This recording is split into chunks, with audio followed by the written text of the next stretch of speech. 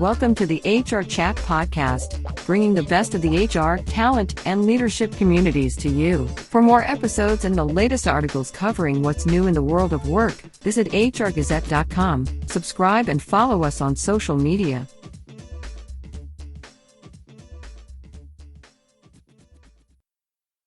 Welcome to another episode of the HR Chat Show. I'm your host today, Bill Banham, and in this episode, we're going to discuss ways to unlock the mental fitness potential of employees and what it means to create a psychologically safe work environment.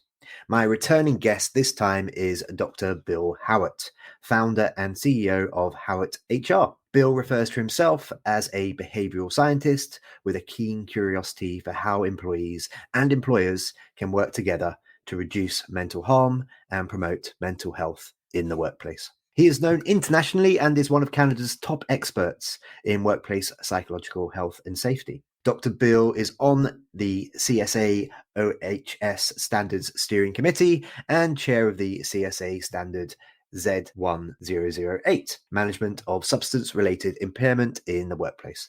He is also the co-creator of the Psychologically Safe Workplace Awards. Bill, it's my pleasure to welcome you back to the HR Chat Show today. Thank you very much, Bill. I'm excited to be back. It's been a long time. This thing that's gone by us the last couple of years has been an interesting time for us all. It certainly has. When you and I last spoke, it was near the beginning of the pandemic. It seems like a heck of a long time ago now. We kept thinking we're coming through it, and then there was another wave and another wave. But hopefully this time, fingers crossed, we are in many countries in the world through the worst of it, and we are in that endemic stage. So you help workers and leaders unlock their mental fitness potential, Bill. I'd like you now to tell me a bit about how you do that, but I'm going to challenge you. I'm going to make it a little bit different, a little bit. So we're going to get into the meat of the conversation later on, but the challenge is to give us a bit of an overview and do so in 60 seconds or less. Yeah, sure. So the algorithm for physical health is exercise, diet, rest, lifestyle choices. We know that those are the levers we pull to help a person develop physical health. Unlocking mental fitness is we ask the average person, what's the algorithm for mental health? It's actually the environment, it's their social connections, it's their physical health, and it's their pro-social behaviors, it's their help-seeking behaviors, and managing at risk. So real quickly, you can't unlock it before you actually educate someone on what the algorithm is to mental health. And then the second step is, what responsibility does the employee have and what responsibility does the employer have to work together to help employees spend more time in pleasant emotions and move towards flourishing. So you have to understand what it is before you can actually help them unlock it. We'll be right back to this conversation after this very brief message from today's sponsoring partner. The Jovio platform enables businesses to buy, manage, and track recruitment media. This includes job sites, social, and search marketplaces to attract and hire the most relevant applicants on time and within their budget. Powering more than 20 million jobs every day, our data-driven recruitment advertising platform uses advanced data science and machine learning to dynamically manage and optimize talent sourcing and applications across all online channels, while providing real-time insights at every step of the job seeker journey. Learn more at jovio.com.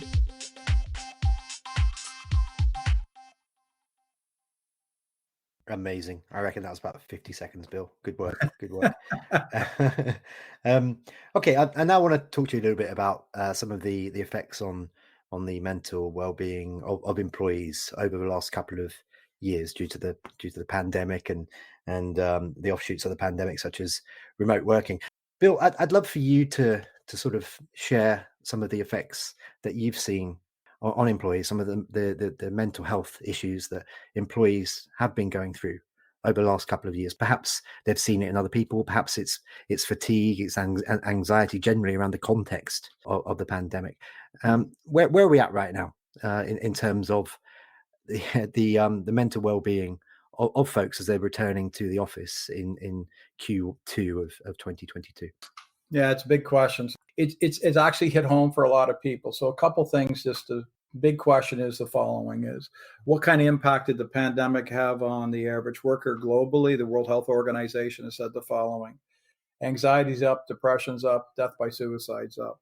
In Canada, I've led research with the Mental Health Commission of Canada, was involved. I was part of that with CPA on what people are, how they're receiving treatment and what type of supports were they working. I led a study with CSA, same thing about what kind of supports people are having, and the same thing as being with the Mental Health Research Canada on providing some advisory with them. And what we're finding is anxiety, depression, everything I'm saying has gone up. So what's basically happened is that folks are becoming cognitively exhausted. But if we really step back and say, what the heck's really been going on?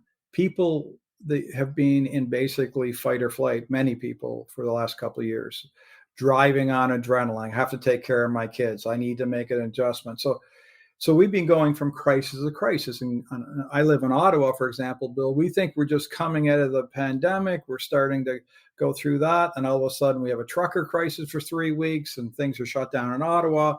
The day the trucker crisis shuts down, then a war starts in Ukraine. And now we're into recessions, and it's one thing to the next. So ultimately what I think is really happening is that the way to net this down is we are in an unprecedented time of uncertainty.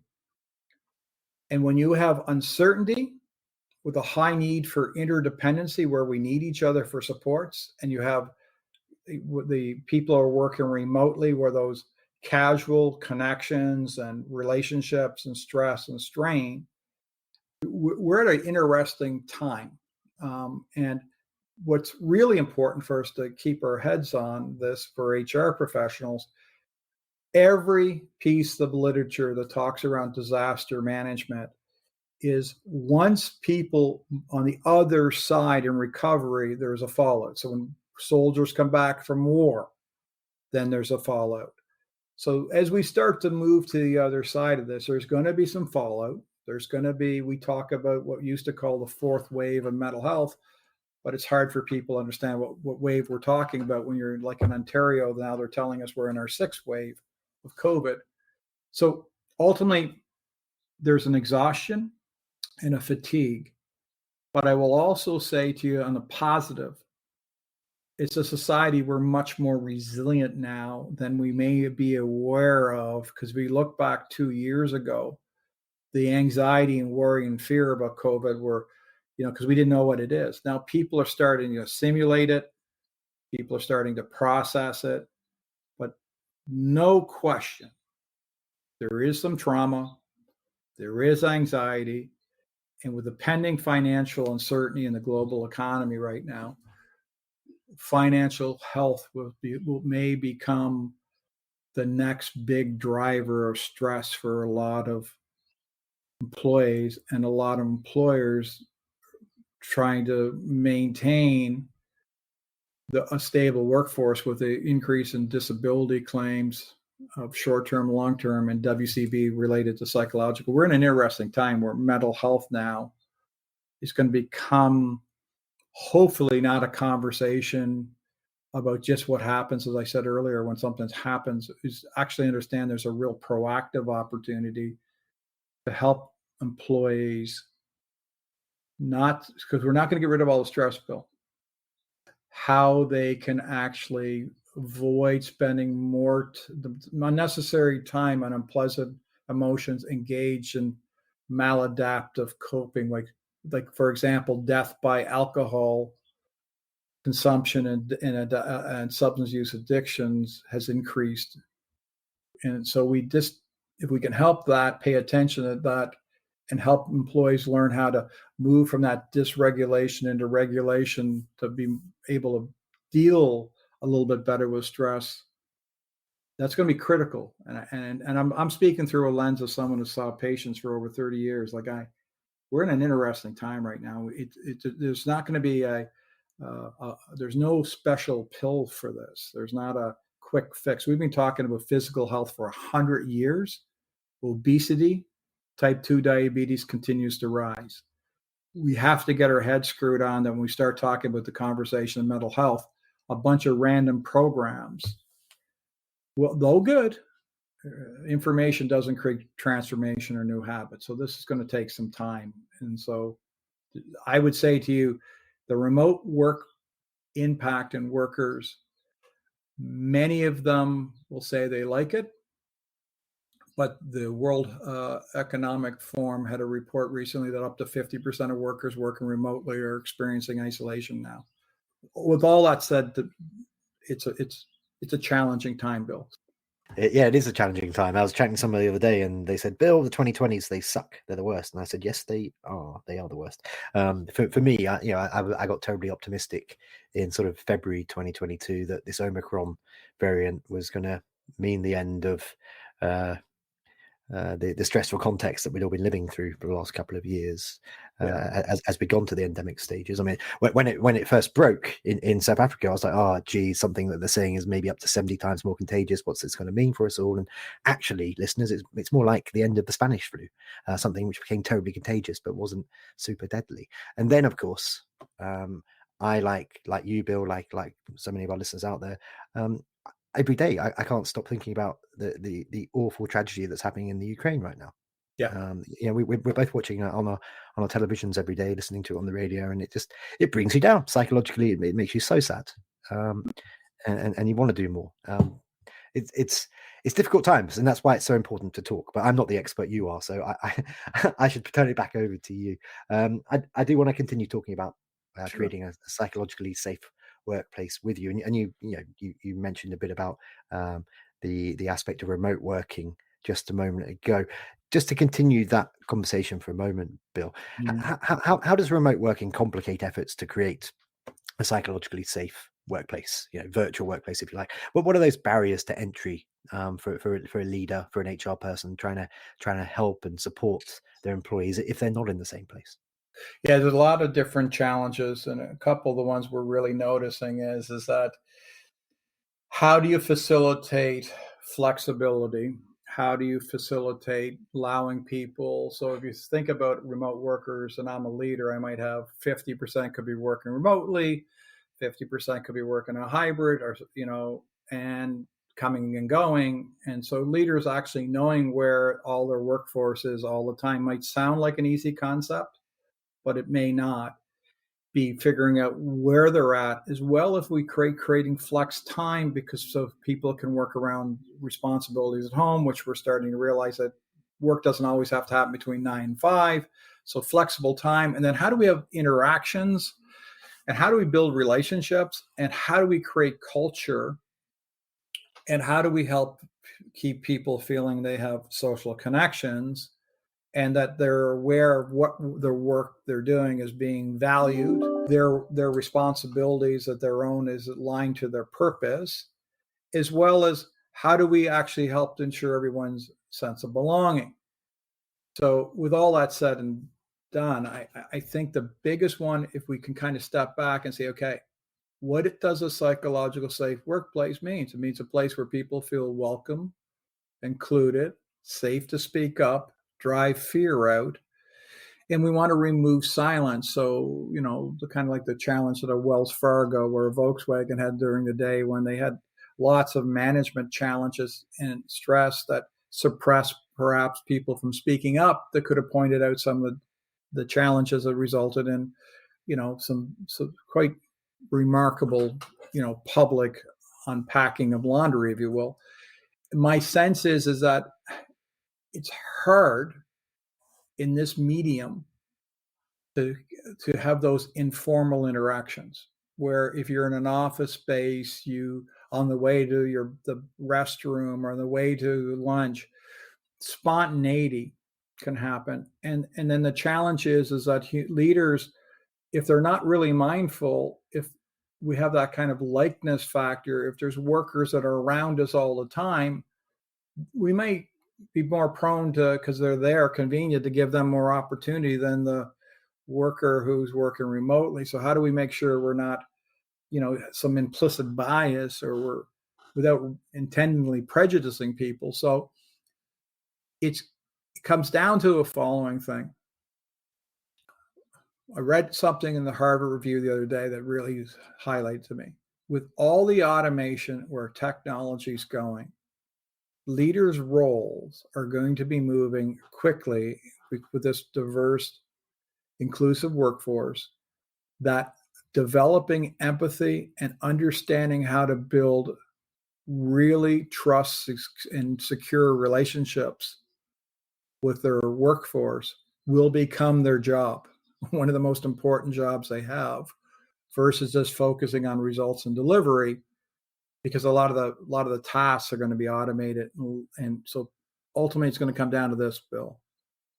We do know human beings are social creatures. We're in another sociological experiment. Everyone thought cell phones and the internet was a great idea at the time.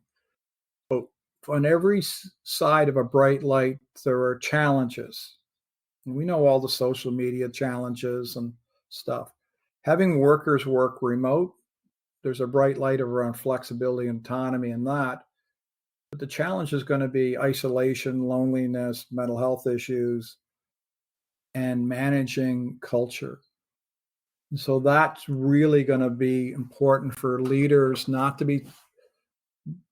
to just assume that workers are going to be able to self-advocate. So the role of checking in, building relationships, and not assuming no news means everyone's okay. It's going to be, I think, going to be the next big skill the leaders are going to need to do. They need to really become intentional on building meaningful relationships. Not saying they don't do that now, but it takes more work when you're doing it through remotely, because it requires much more intention and scheduling and planning. Though you can spontaneity, you can call an employee randomly. But I think, sadly, we're becoming the world of, can I schedule time to talk to you? Versus where I'm in the office, I could just interrupt you or talk to you. We don't think the same in a digital platform or behave the same as we do in real person, if that makes sense to you.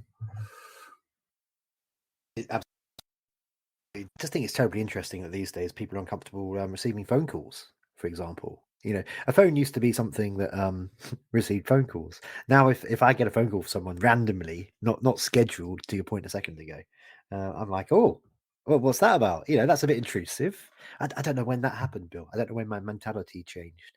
I don't think I'm the only one out there who's like that either. You're not. I have a 22-year-old that texts me and say, "Dad, can I call you?" And I go, "You got to be kidding me."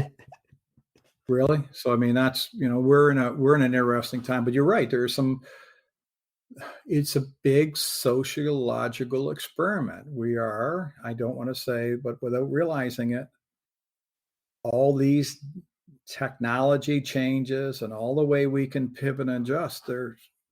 There's always, I believe, there's a bright light and there's some unintended consequences, and that's really what I'm coaching a lot of leaders right now, is to pay attention to not where we are, but where could we go, and what are we going to do to put protective factors in to help support and ensure our workforce stays as healthy and as safe as we can, because we now know mental health is real. It's not something that, it's no longer about suck it up, buttercup. We've passed that phrase. I think we're starting to actually accept human beings have limit, and mental health is a part of physical health. The same thing as we have it. And it's not a character thing. It's a capacity thing. We all, as human beings, have a finite capacity. My fear, though, Bill, given the conversations that I've had on this show, I've done hundreds of these episodes now. My fear is right now we're living through this great resignation. Sorry, listeners, I can't get through an episode without mentioning the great resignation. Yeah, and this incredible war for talent.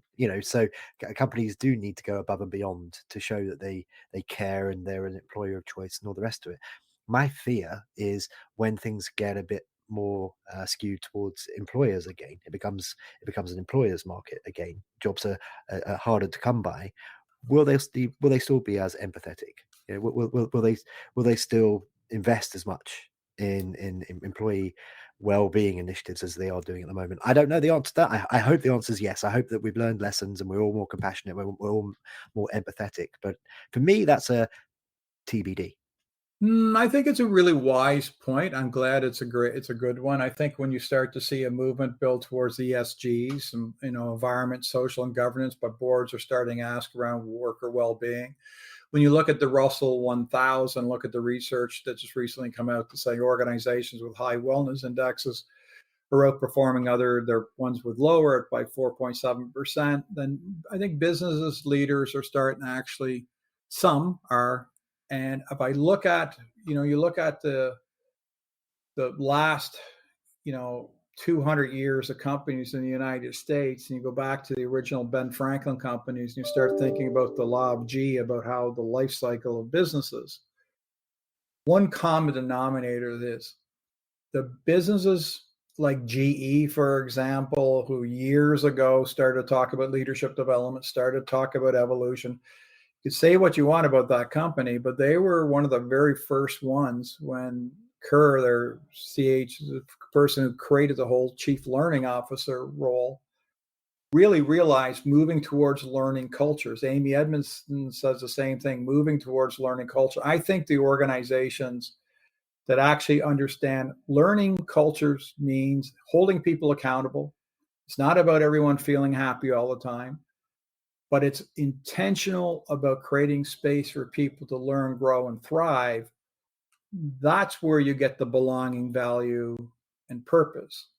And if we can move the concept that this whole idea about workplace mental health is not about a kumbaya and everyone jumping up and down, super happy all the time. It's about creating a place that's intentional for success to achieve a common purpose. It can be challenging because stress can be good for us. We need stress. Without stress, we're dead anyway. I mean, the reality is we need some stress or we just lie around. In other words, like my dog this morning, some stress got me up to take him out. I needed to go do something for him because it moves me towards what I want to do. I don't want to go down this hole too long, but I 100% agree with you. I just hope we can get enough evidence to get more employers to go the long roll. But I'm not naive enough to not believe that some are going to probably go back to, we just need to get profit for today. And by the way, and again, I'm not the expert, but I reckon dogs are great for mental health. I recently got a puppy called Dave. He's half beagle, and he's always hungry. But he makes me smile. Yeah, so is my bulldog. Yeah, I agree. Okay. Geez, I'm not surprised because when you and I get together, we do have these wonderful conversations and they go in different tangents, but we are almost out of time already. So before we do wrap up, a couple more questions for you, Bill. Sure. So you recently shared a post on LinkedIn and it really intrigued me, and it was about ghosting in the workplace. Maybe you could take a minute or two now and tell me about it and what the effects could be on employees.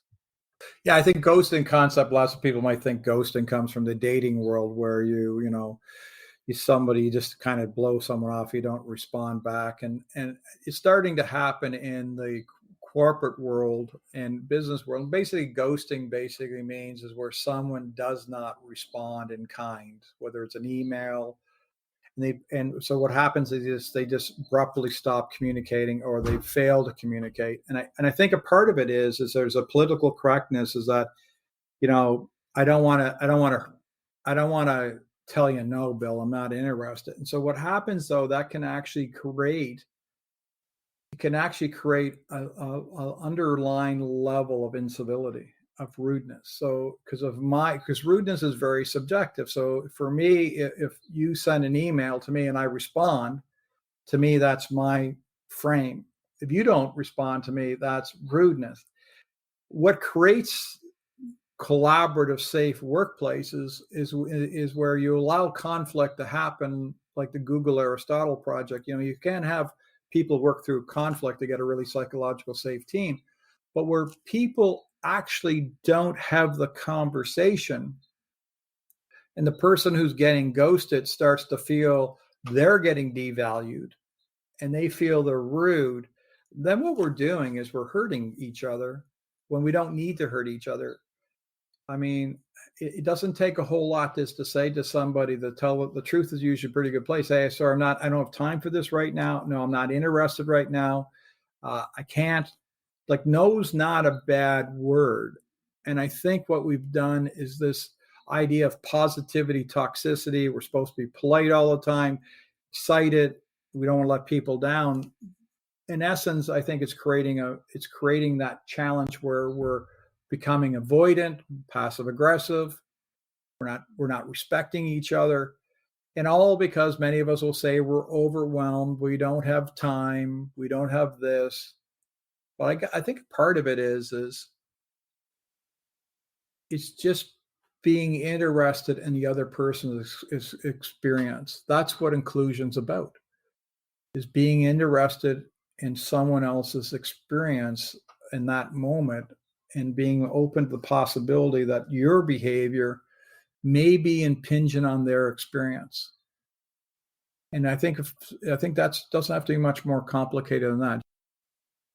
Bill, I am sad to tell you we are coming towards the end of this chat now. Before we do wrap up, how can our listeners connect with you? How can they learn more about all the cool things you're getting up to? Is that LinkedIn? Do you want to share your email address? Are you finally on TikTok because you're one of the cool kids? What are the best ways to get in contact? I'm not that cool, no. I think LinkedIn's a good way to find me, through LinkedIn. Another one is I have my own personal website that connects through to my business, but it talks about all my books and all the things I'm up to. It's www.billhowatt.com. You can find me there. You can drop me an email through that site if you're looking to chat or through that. And look forward to hearing from some folks. Wonderful. Well, that just leaves me to say for today, Dr. Bill Howatt, this is the second time that you've been on this show, and I'm sure I'll be hounding you soon to do more, so please don't ghost me. But for now, sir, thank you very much for joining me on this episode of the HR Chat Show. Bill, keep up the great work you're doing. It matters a lot. Thank you for the time. And listeners, as always, until next time, happy working. Thanks for listening to this episode of the HR Chat podcast. There are hundreds of conversations with business experts available for free on the HR Gazette website, Apple, Spotify, and all the main platforms. And remember to like, subscribe, and follow us on social media.